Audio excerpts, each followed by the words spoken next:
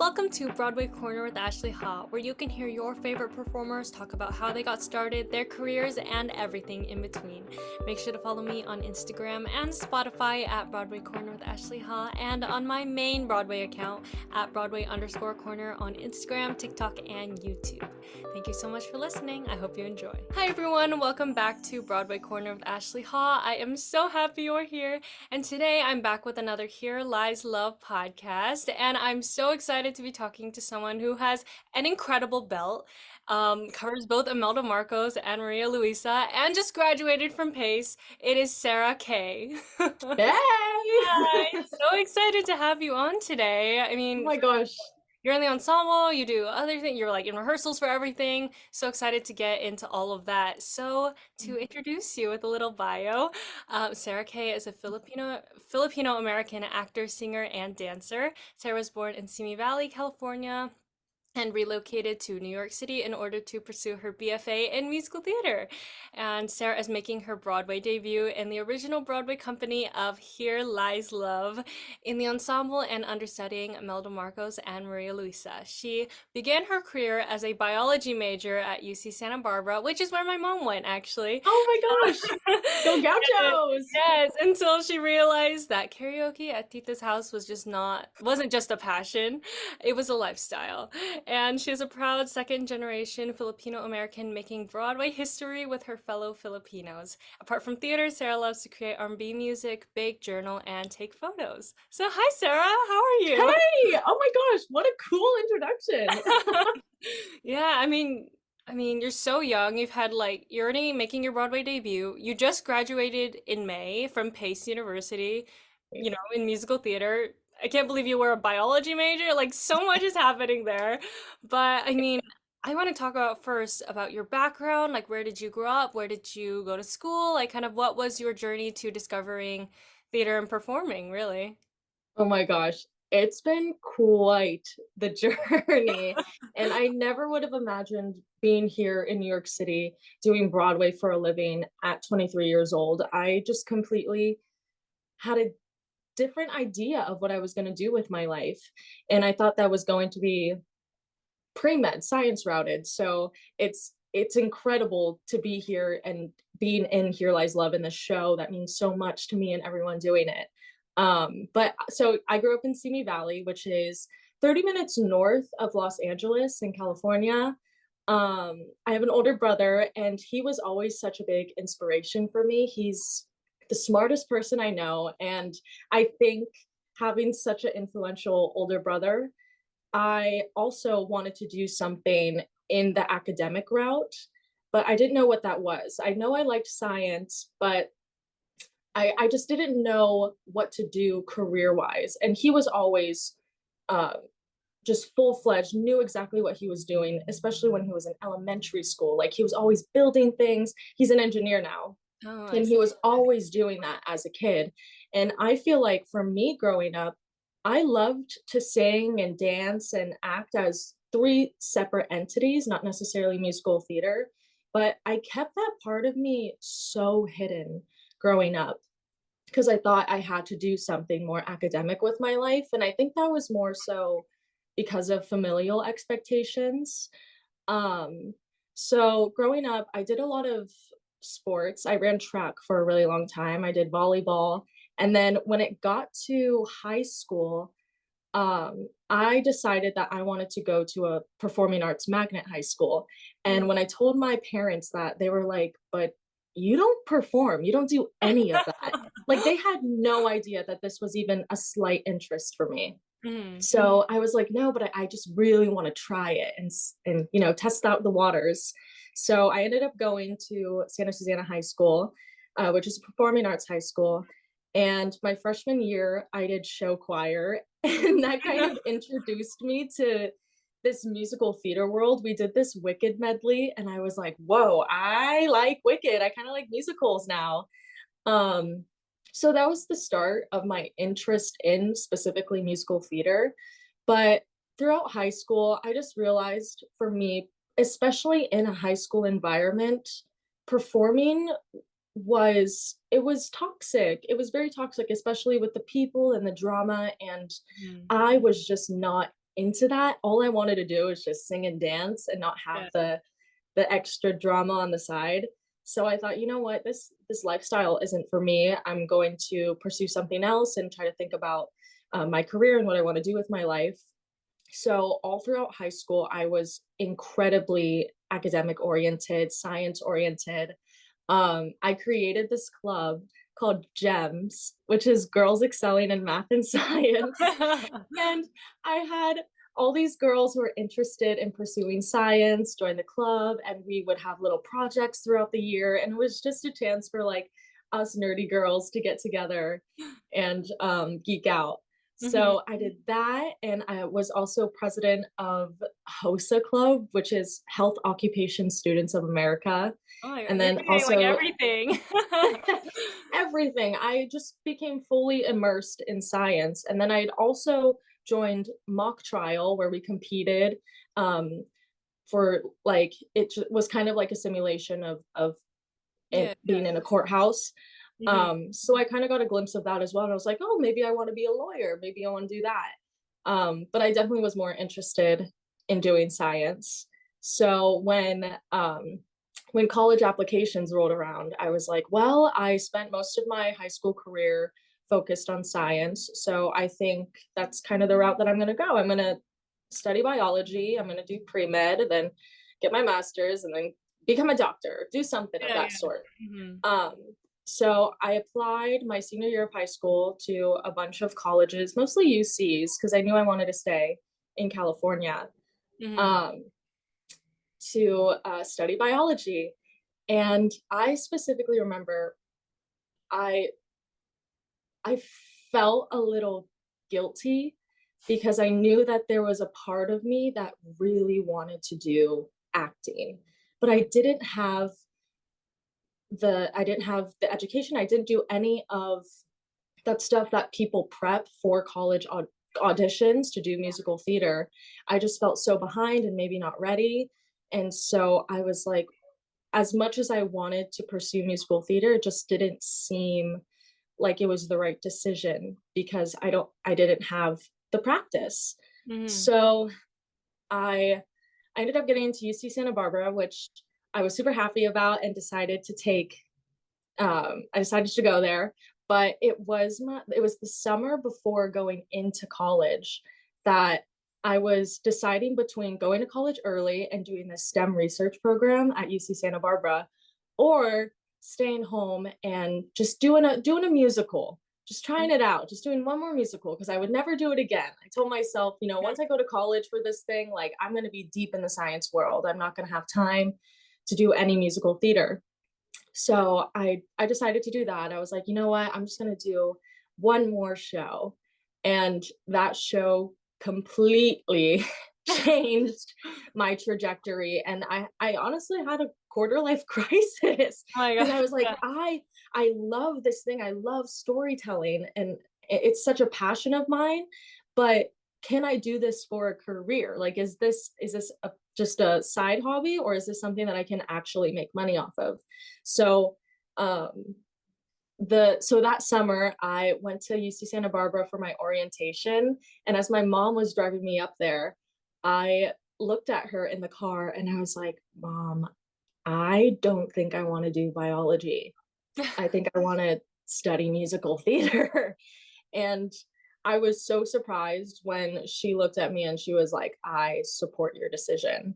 Mm. Because again, I had no training growing up. I didn't take acting or singing or dance classes. It was just such a passion that I kept to myself, and that my parents didn't even know that I sang until the summer before going into college. When I did that show was when they saw me and they were like, oh shoot, like she's got something. Mhm. So it was just such a blessing to be able to open up to my mom and say, I think I want to pursue this, and for her to be so supportive.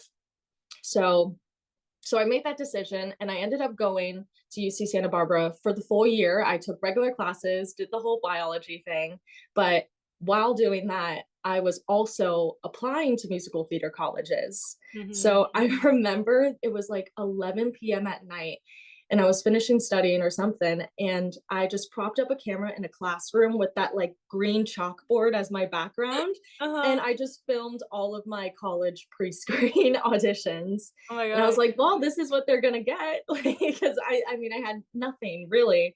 So I sang my songs and I submitted them, and while in college, going to different colleges to do the in-person auditions, it was a crazy year. And I knew I wanted to go to Pace because one, it was in New York City, and I knew Yeah. that if I wanted to pursue this, I definitely wanted to be in the hub of it all. So once I got the call that I got into Pace, I was like, bye, Santa Barbara, like this is over. Like I am starting this new journey for myself. And it, like, I mean, I'm sure like this career is so unexpected. You don't know what's going to happen out of it. And while I was so excited to pursue this and go to college for it, there was also that side of me that was so scared of like, yes, I'm going to do 4 years training and practicing, but that doesn't guarantee anything in Yeah. the end. So it was a very scary thing, and I applaud anyone that decides to do this for a career because it Yeah. takes a lot of gut. Yeah, no, and even just like talking about the college audition process, I mean, you're taking classes while you're doing that at the same time. Like that in itself is Exactly. just so crazy. Because like for me, with my senior year, I was like, okay, let's take it slow, let's relax a little bit so I can focus on that. But I mean, you Yeah. end up doing both at the same time, which is crazy. But I mean, you made it through, you got into pace, which is incredible, and obviously Yeah. Well, graduated. also, I was thinking of like, I was like, well, you know what? Maybe I don't need to go to UC Santa Barbara and I should take the year off and just focus on college apps. Hmm. But there was also a part of me that wanted that experience of Yeah. going to a college. And, maybe there was a part of me that wanted to pursue it. So I had that option of being like, you know what? I really like this. I really like studying bio. I'm going Mhm. to stay. So I Yeah. kind of wanted the best of both worlds. But in the end, I was like, I love to story tell. Like, I think this is truly what I want to do for a Hmm. career. So Yeah. I'm Yeah. super happy it worked out. Oh my gosh, no, I mean, Pace is such an incredible school. I definitely auditioned for them. I'm like, I love their program and everything. But for you, like going to Pace, like what was that experience like? Kind of since you didn't have too much prior training. I mean, that's kind of a little bit like me. I started in high school doing training, like just a little bit earlier than you, I Yeah. guess, just trying to kind of catch up to everyone else who has been doing it for years. You're like, what is even going on? Right. With your education and training at Pace, like what was it like, starting to take voice lessons, starting to take like real classes for this passion?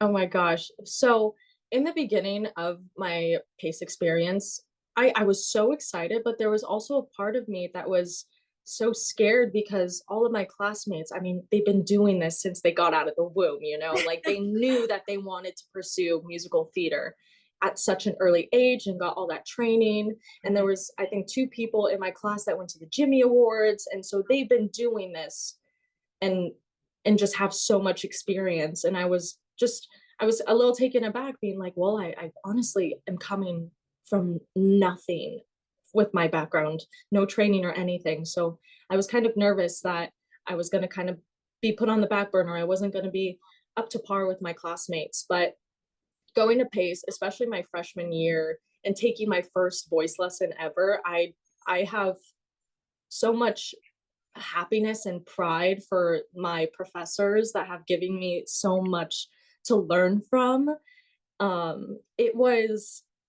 It was amazing, especially my freshman year, learning straight from nothing. I think that was also such a gift Mhm. because I didn't have prior training, was I was learning from the ground up. Yeah. So I was learning college level acting, singing, dancing. Um, just freshly new. And I think that was kind of cool because I had nothing else to sort of look back on or change. I was learning from the start.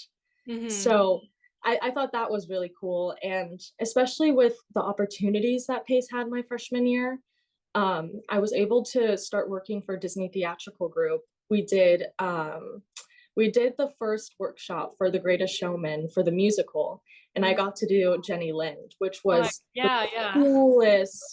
the coolest experience that I've ever had, especially working with Pasek and Paul in their room. And as a freshman, I'm 19 years old, and I'm like, what am I doing here? I had I truly felt so out of body my whole freshman year, but I'm so grateful for it. And it got me so inspired for what the future for the future, because if this I'm doing this freshman year, I mean, who what's to say what's going to happen next year? Yeah. But right at the end of that experience was when COVID hit. Oh, yeah. And so it was insane. We had just finished the workshop, and then the next day I had gotten a call to come in for six. And I Oh, was like, what? Like, these things are happening. Like, I'm yeah. a freshman, I'm getting these opportunities. And so I remember that morning of my six audition, it was like 10 a.m. I was getting ready. I was ready to go, and I checked my email, and it was like, we're canceling this due to Oh my God. COVID. And that was March 13th when the whole world shut down. Yeah. So I was like, well, I guess it's time to go back home, I guess. Which was such a weird experience to have my freshman year starting this new journey across the country in a new city with new people, studying this thing that I didn't even think I was able to do.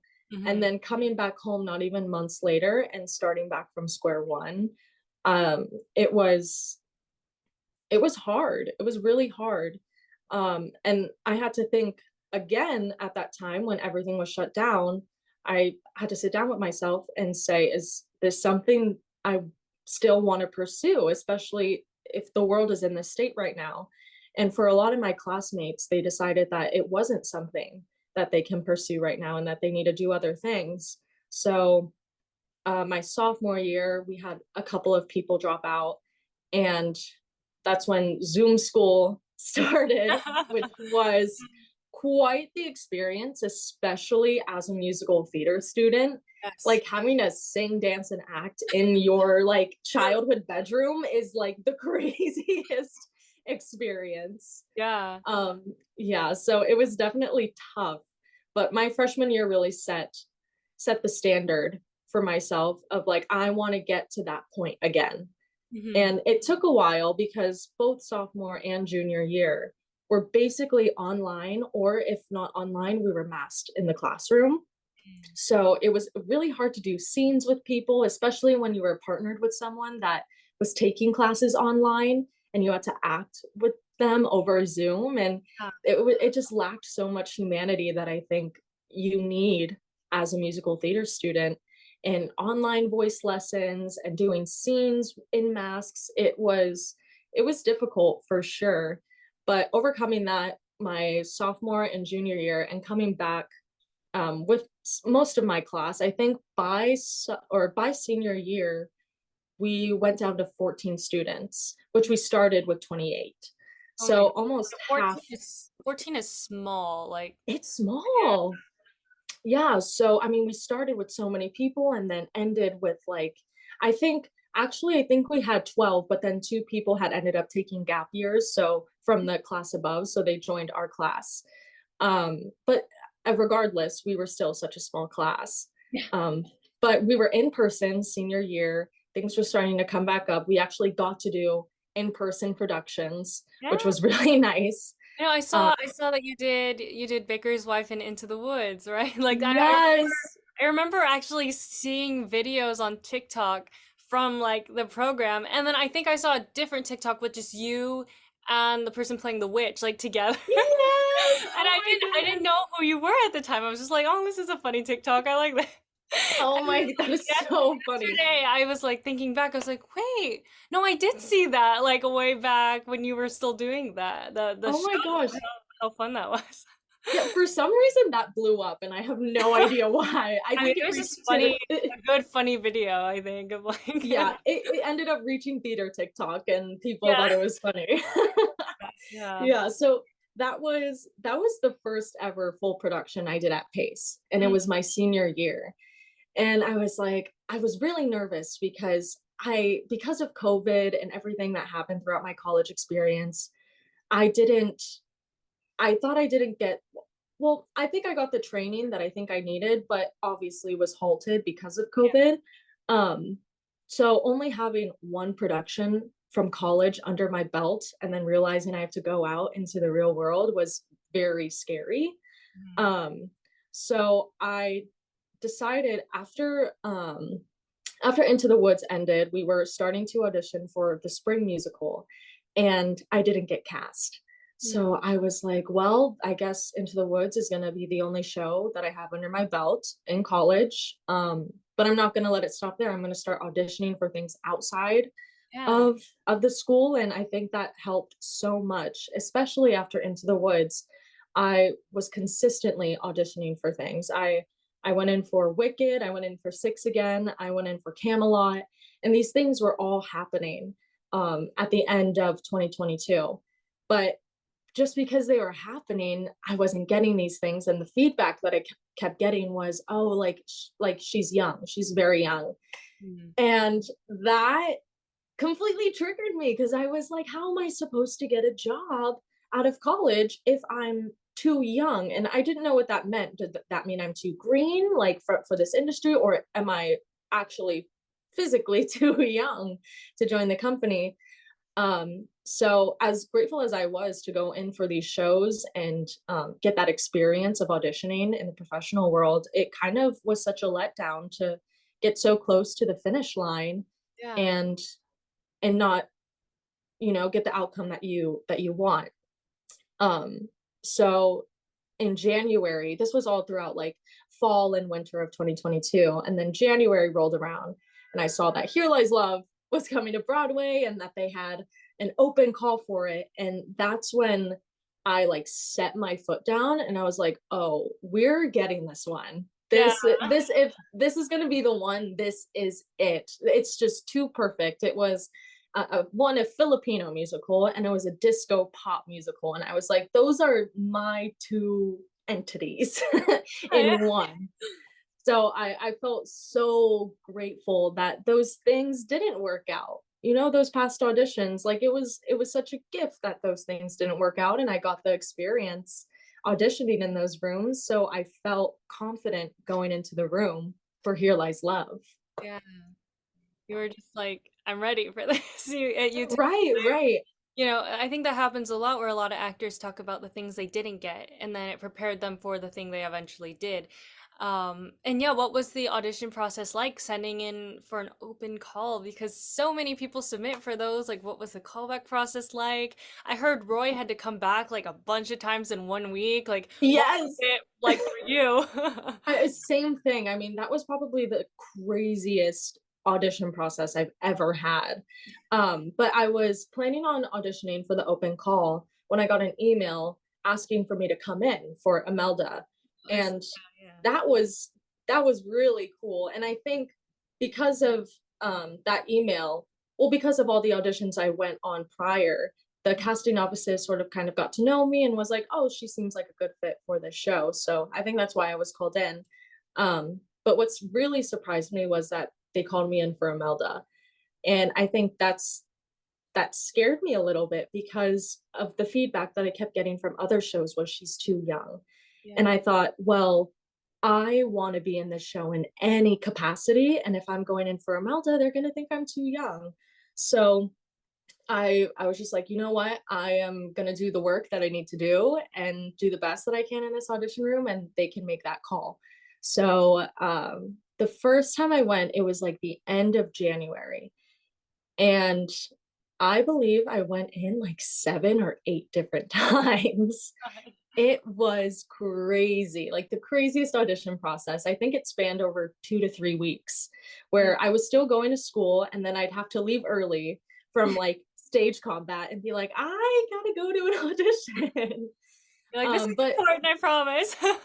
right, but luckily, like with going to Pace, they were more than willing to let me leave early or do what I needed to do to go on auditions outside of class, which I'm really thankful for because throughout this audition process, I missed a lot of class. Yeah. So yeah, initial audition was like January 30th or 31st, and I believe the whole process ended until February, like the second week of February, second or third week of February. But it was crazy. I remember initially going in and it felt so good. Like I felt so confident about it and I'm waiting for the second call. And they said the next round will be with Alex Timbers and David Byrne. And I was like, already? Like this is only the second time. Like I'm going in. I'm already peeing my pants. Like it was crazy. So I went in and did the thing and then went in again for a dance audition, specifically for Imelda. And then I think that next round was for an ensemble track because I think that's when they were like, you know what, I think she is too young, but we still want to consider her for Imelda, like an ensemble understudy Imelda track. And I was like, oh yeah, of course, like I'm into it. Yeah. So yeah, so went in a couple other times, and then my final callback the day before that, I get a call saying we also want you to sing for Maria Luisa. So they gave me two songs, and I was freaking out because I was like, I have to learn these and memorize these by tomorrow for the final audition for all the producers, all the creative team. So that was really stressful. And I remember going into my final audition and I started with the Maria Luisa material and I did the first song, but then when it came to the second song, I forgot the lyrics. And I was so embarrassed. I was like, I'm so sorry, guys. I'm going to have to use the sheet music. And they were like, oh, no worries at all. Like, that's not a problem. Like, you literally just got this yesterday. That's And it crazy. dawned, Yeah, it's right, crazy when you think you have to know and they're like, you got it yesterday, it's okay. right. And Yeah. it's like, it's those expectations that not only you put on yourself, but you think that you have to be 100% ready. And while you want to be, it's not realistic. Like if you need the sheet music in an audition, bring the damn sheet music, which is what I learned. I had put so much pressure on myself trying to memorize that it would have greater benefited me to just have it in my hand. And that they were more than willing, and it was an acceptable thing to do, because I think we're taught that like you have to be off book and like, you know, you have to be 100% ready, but it's like it's an audition and they ask you to do crazy things all the time. So Yeah, it's like yeah, it's it okay was to be crazy. a little bit unprepared. Just if it's that turnaround. If they give it to you like Right. a week, it's like okay, maybe have it. But a day, that is crazy to learn two different songs. Because like for me, I always have to like listen over and over again. I'm like, what is even going on? Right. And I remember that night too. I just had it on replay on my Spotify, the Maria Larissa material. And I was like, I'm just gonna go to sleep to this and hope like osmosis happens where I Like just like absorbs into memorize. your body. Yeah, I was like, that'll do. Oh my God. Yeah, no, and I mean learning the fact that you were going to be covering those two roles, like what was your reaction? I mean, you watch the show and you see I've only seen Jasmine as I don't know if anyone's gone on for her yet, but like you're Not just yet. hearing her and you're like, what is going on? How is she doing that? And then same for Imelda, you're like, this is a hard role. And I mean, for you being you're 23 now and you're playing a woman from when she's what, like 17 to like was Like it 40? 53. Yeah, 50 something like throughout her entire life, like in the fact that you were told that you're too young for things. But like what was your reaction to hearing like I'm gonna be covering Imelda and Maria Luisa? Shocked is like the only word that comes to mind. I remember um it was a Thursday night because Fridays I had a senior showcase class where basically everyone was gearing up for their senior showcase. Yeah. And I remember a casting director was coming in that Friday. So, and I had no idea what I was going to sing for my package because I've been so focused on this audition process. So I remember sitting in my bed, just going through my book, being like, what can I do for showcase, and kind of freaking out about that. And I got the call from my manager, and he was like, I have some good news and I have some bad news. And I was like, just tell me the bad news first.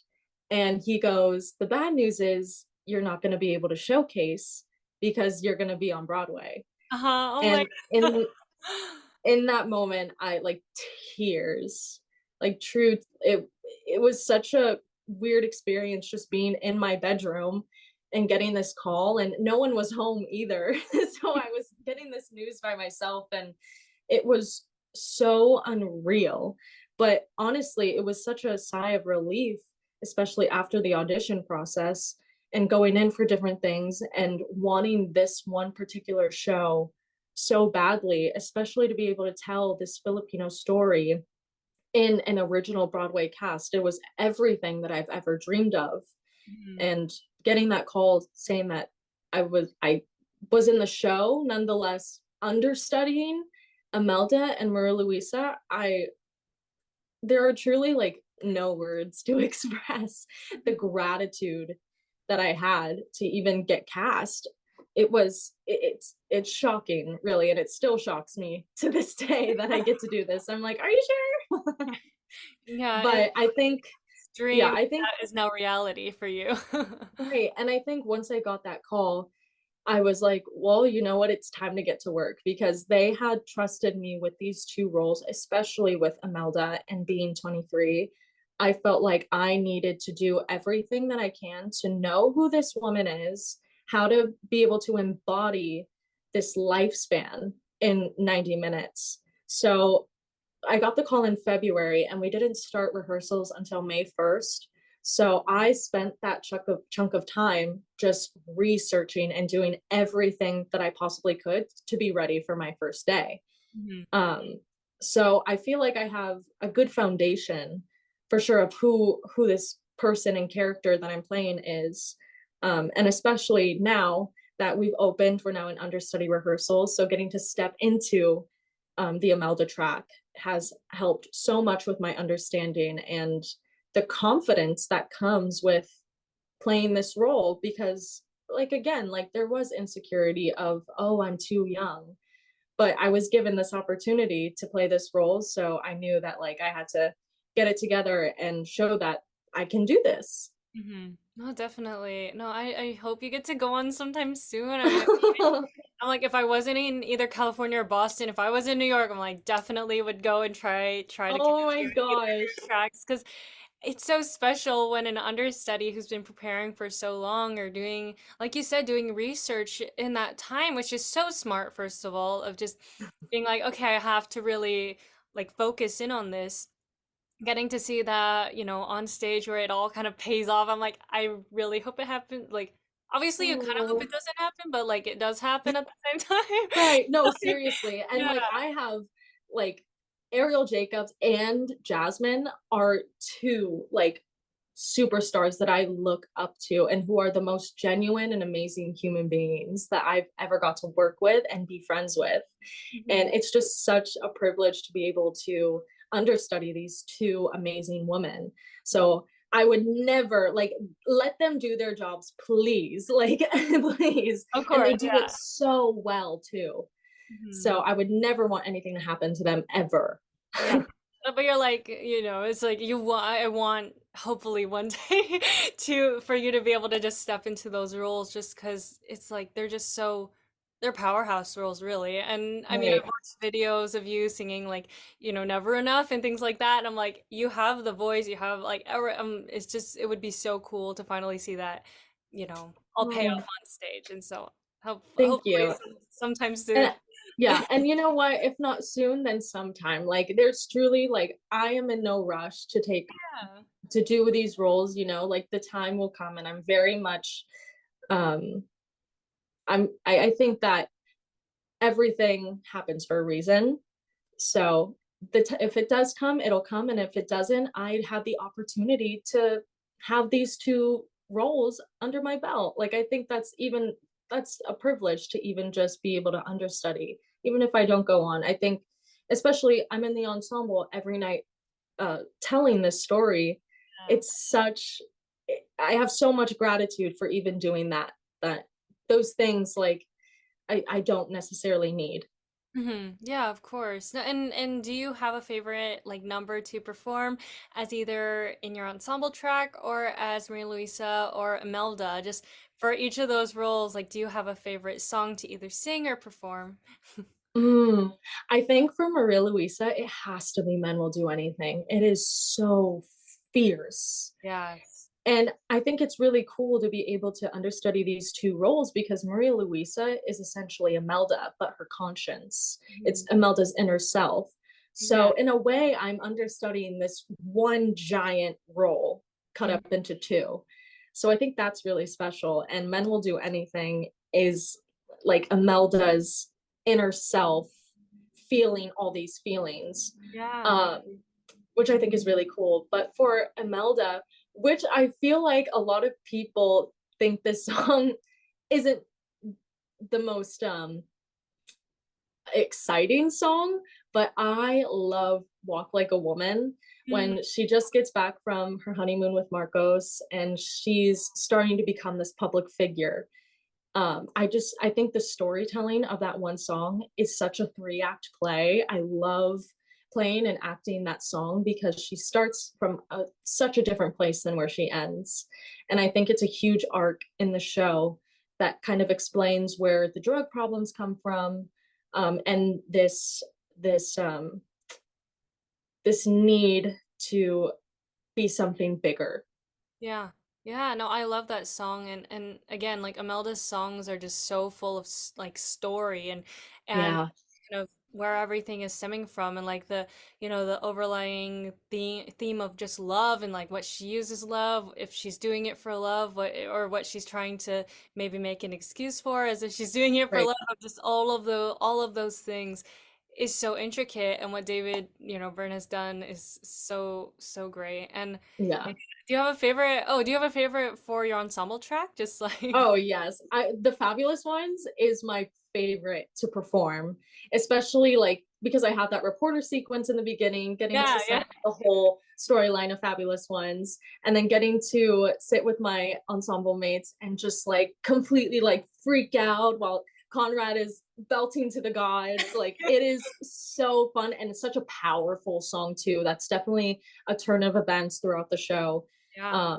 and it's very, very powerful. I love doing that one.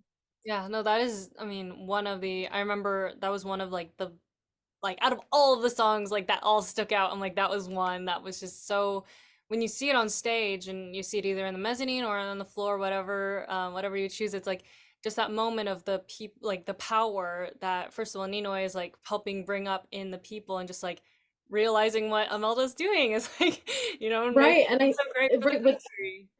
yeah, and with the projections on the screen as well, it makes people realize, oh, this couple that we've been rooting for throughout this whole show isn't what we thought they were. And I think that's a really cool thing for the audience to experience is seeing the rise and fall of the Marcos regime. Hmm. Yeah, and what do you hope the audience members take from Here Lies Love, either when they go home, whether they're Filipino, not Filipino, just what do you hope they learn from it? I think specifically for the Filipino people, um, throughout this whole process, I think especially for people who live in the Philippines, they have this idea when they see Marcos and Broadway together that we are romanticizing this family and putting them on a pedestal. And it would be my hope that if they do end up coming seeing, if they do see the show, if they don't see the show, that they realize that that is not what we're doing. Rather, we're using Imelda and Marcos as a vessel to tell the story of the people power revolution. Like, I truly believe that this show isn't about the Marcos, it's about the people and the people power revolution, and that corrupt and greedy dictators are that democracy can overcome these greedy and corrupt dictators. And because this is happening, this is history that's also happening right now in the Philippines with Bongbong being president, that democracy is fragile, but we can overcome it as the people. And I think that's what I want everyone to come out of the show with, that democracy is is powerful and that we as the people, we have the power to overcome these corrupt greedy dictators. Mhm. Yeah, no, I think everyone can definitely learn something from the show. I know for me, I tried to do research before going just so I kind of understood what was going on, and that was helpful. But I hope if someone goes in blind or someone brings someone to the show and you leave, you're like, okay, I'm gonna do more research on this. I'm gonna understand what actually happened to these people in the Philippines, and what does it mean to you now to be playing your own ethnicity, portraying your own history as a Filipino-American, just on Broadway? Because usually we don't get to play our own ethnicities as Asian performers. Exactly, and I honestly think it's about time. And it's exciting and also sad that this is the first Filipino musical in Broadway history. It just shows that we have so much more work to do in this industry to be able to bring light to these stories. But regardless, I feel so incredibly grateful to be so fully immersed in my culture and to be with castmates that we have a true understanding of and this shared experience of being Filipino. The cast I feel like have become a second family to me just because being Filipino, we we just share the same culture and there's just a deep understanding of one another. But I think it's such a true gift to be able to be in this show. And I remember in the beginning of my career, or rather when I was in college, I wrote down in my journal things that I want to do and things that I want for my career. And the first couple things were one, I want to be able to share true and authentic AAPI stories. And I want to work with diverse cast and crew members. And another one was to star in an original Broadway production. Hmm. And I just think about those three things that I wrote down like 3 or 4 years ago and see it now in present day come to light. It truly is such a gift and a blessing to be able to kind of check off those three things in this one musical. I know usually you get like maybe one show here, but you Right. got them all at once. It's so incredibly special, and I'm so happy that I get to do it with this specific cast because everyone is so talented and gifted, but not only that, but just good humans and good people, and we all truly do care about each other. And I keep thinking to myself, like, this is my first Broadway show, but it's definitely setting the bar really high for the Yeah, next ones. no, it I think really after this, it's definitely such a special experience that I don't think something like this, it might not come again. Yeah, no, now you gotta like, savor it, savor being in a room full of Filipino people. I mean, what was it like for you specifically being in a room full of Filipino actors and creative team members? Like, because usually, it doesn't happen where you either are the one Asian person or you're the one, kind of feeling a little bit left out, just not even intentionally, but just that's just how it is, like in a cast Right. or in anything. Like, what did it feel like to finally be in a show or in rehearsal with so many people sharing your culture? I remember the final audition, everyone that was there, we all came together in this huge dance space and we did the curtain call for Here Lies Love.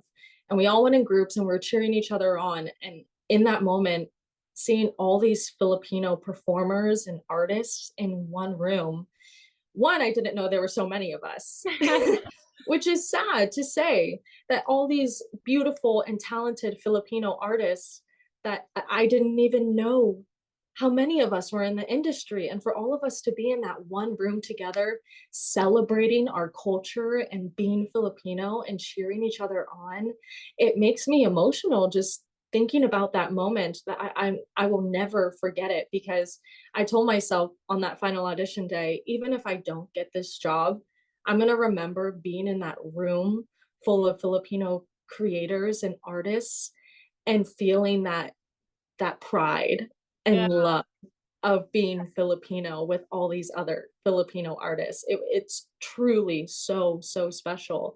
And being able to do the show and being with the Filipino cast members, it's amazing to be able to work with people who look like you and who share this culture with you. And it's special because throughout this whole process, like someone the other day, um, one of our swings, Jello, was like, "Oh, I brought arroz caldo for everyone to eat." We Oh, were like, "Oh my gosh, like that's home to us." Like that's such a nostalgic meal for me growing up, and having that in a cast at work is so special, and sharing food with each other. Food is such a big part of Filipino culture.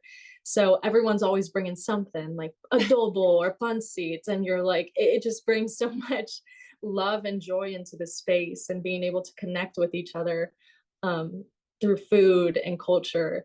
It's very very special, and I applaud David Byrne for bringing all of us together and for making this dream possible for us to be able to tell this story on Broadway, because we really couldn't have done it without him. yeah.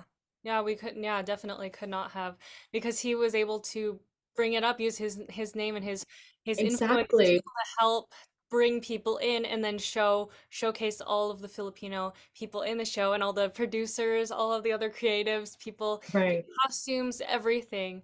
And I mean, for me, like as I'm Taiwanese American, and so, but growing up in Bakersfield, there's so many Filipino people here.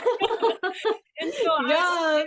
I was telling like Roy yesterday, like I have a person who she's like my second mom. I've grown up with her. She's Filipino immigrant and she was a nurse and she would make arroz caldo for us like when I Oh was my either gosh. when I was sick or little. And so, I may not be directly a part of that culture, but especially being in California, it's like there's so many people that take part and share because Filipino people are so welcoming and they invite you in and take care of you and share their culture with you, Right.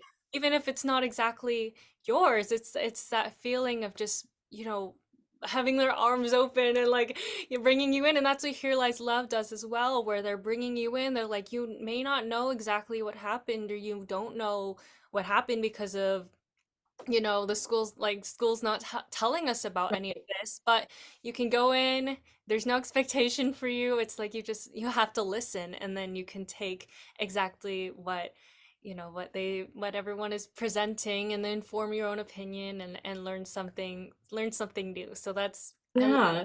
Here And I Lies. think that's so it's so special to be able to tell this story on Broadway, because a lot of people don't know the Filipino history or the Marcos regime. And what they know about Imelda is her shoes, and that's it.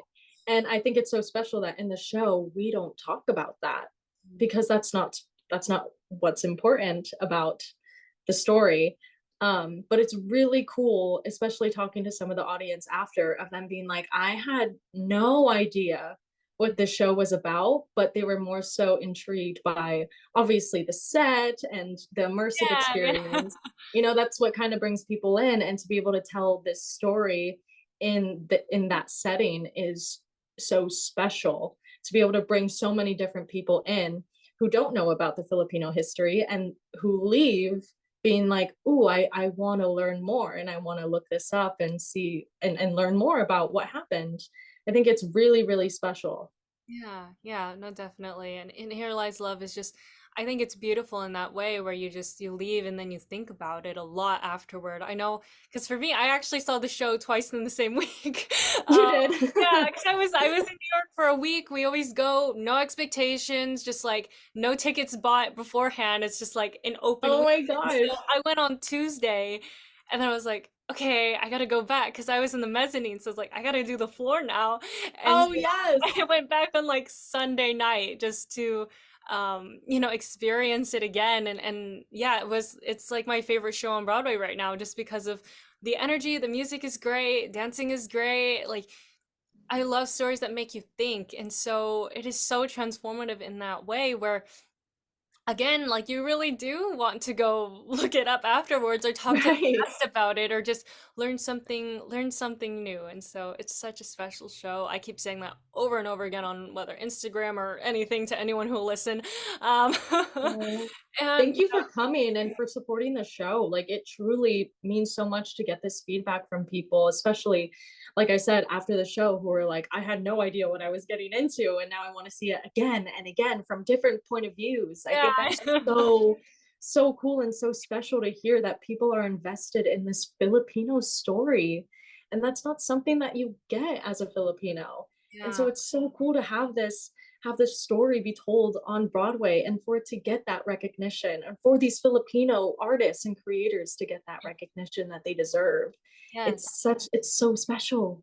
Yeah, yeah, it is so special. I mean, I think Moses was the one who said there should be like a punch card that you can where you like sit on the mezzanine, sit in the floor, like sit on the side, sit in the VIP box, like just to. I'm like that is a great idea. It would encourage Honestly, people we to come back, should. like putting it out into the universe. Just come on, advertising team, let's do it. Yeah, right. And like once you like check off all the boxes, you get like a shirt or something or a free Oh, ticket for the next time. seriously, no, that just again, we'll message Yeah, people. take a little, yeah, Yeah, a little secret. hey. Yeah. And just for you personally, do you have a favorite Filipino food right now? Because for me, mine Mm. right now has been like the Filipino like fried pork belly with like rice Oh, with pancit, and I'm like, it's so good because there's a place in Bakersfield that you can like go order from at the farmer's market or something. And so, do you have a favorite mhm. right now? Even though it is so hard to choose. Ugh, I know. It truly is so hard to choose. My go-to is always chicken adobo. I love adobo. No, it Or is. it would have to be pork sisig. Yeah. Love some sisig. Yes. Oh my gosh. I'm like, to anyone who will be listening, if you haven't tried like Filipino stuff, like like food, you It is have to. It is the to best. die for. Yes. No, Yes, like so good. And anything ube as well. Like I am such an ube fan. I saw you guys got like ube lattes the other day. It's like that's so Yes. so fun too because it's like everyone loves it, especially in Right, right. that'll hopefully keep happening in the cast where everyone brings great things for Oh my gosh, it is enjoy. always happening. There's always something in the green room where we'll get a text and they'll be like, "Oh, there's Bunsie down there," and like we hear the footsteps go down the stairs with like Feel all of our like Tupperware. feel like everyone's running down just to get it, but yeah. Yes, everyone needs like a Tupperware at their station just because so many people bring food and we want to be able to take it home. Yes, It's I know. so Filipino. Yeah, no, I mean, again, like that would never happen on Broadway except for a Right. and last question, like what does representation mean to you? Oh God. It's it's everything, especially in this industry where uh, a lot of AIPI voices and BIPOC voices aren't heard. And this, I mean, we call this industry the Great White Way for a reason. Hmm. And while some progress has been made, there's still so much that we need to work toward.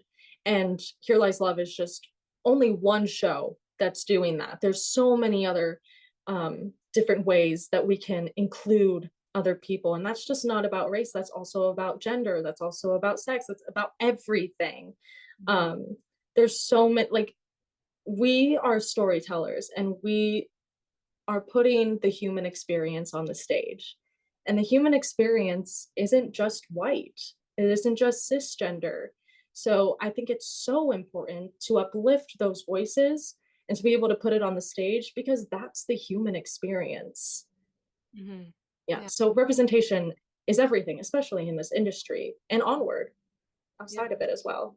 Yeah, no, it helps allows like younger kids who are Asian who might not think that it's even a path for them to maybe want to pursue this or see themselves in a way that they've never realized before. Whereas, when we're young, we just see all these, white and blonde characters and we think that's the ideal. We think that's exactly who we need to be when it's the exact opposite, where it's like just be exactly who you are and that is perfectly okay. So, yeah, Right, thanks right. for saying that. It's such people think it's such a hard topic, but it's not. It's like we're just including everyone. When you include everyone, everyone feels loved, everyone feels like they belong and giving them that opportunity is like we're just leveling the playing field a little bit more where we're having Exactly. shows like Here Lies Love and there was another Filipino musical over here in LA on this side of the world too where we're having these shows being seen by people and people are learning about a culture they didn't know before or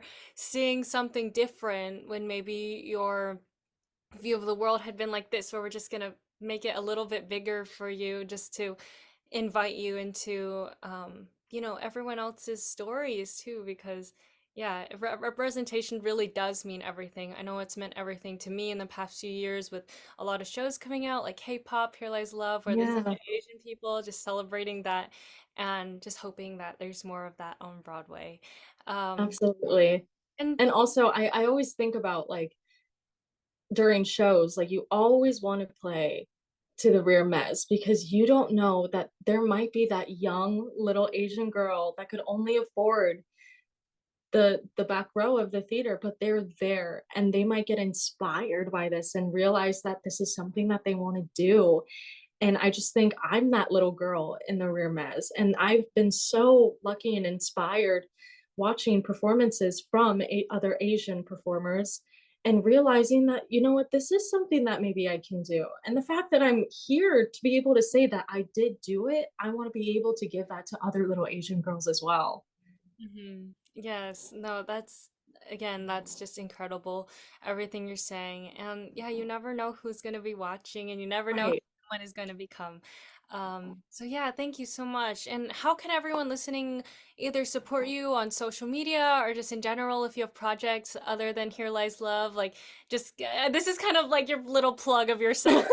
Whatever you want to say, just so everyone Oh my can gosh. support you. That is so sweet. I think really the only social media I use would have to be Instagram. So if you want to follow at Sarah CCKAY, definitely do that. Or I try to update my website as much as possible, post YouTube videos of anything that's happening. But I think announcements or any updates that are coming will usually be posted on my Instagram. Okay, that's so great. Thank you so much, Sarah, for being on the podcast. I'm just so happy for you. For you to go from, UC Santa Barbara to Pace to just booking a Broadway show when you're still in college. Like, first of all, that's like the dream. And I'm so, so thrilled for you and the rest of the company to just be telling this amazing story 8 times a week. So make sure you get Oh, your tickets at HereLiesLoveBroadway.com, because it is such a special story. It is one that needs to be told and everyone needs to see it, seriously. So thank you to everyone listening. Thank you, Sarah, and please make sure to follow me on yeah. Instagram and whatnot. I don't know, it'll be linked. It's fine. And thank you so much for listening. Bye. Thank you. You've been listening to Broadway Corner with Ashley Ha. Thank you so much for tuning in. I'll see you next time.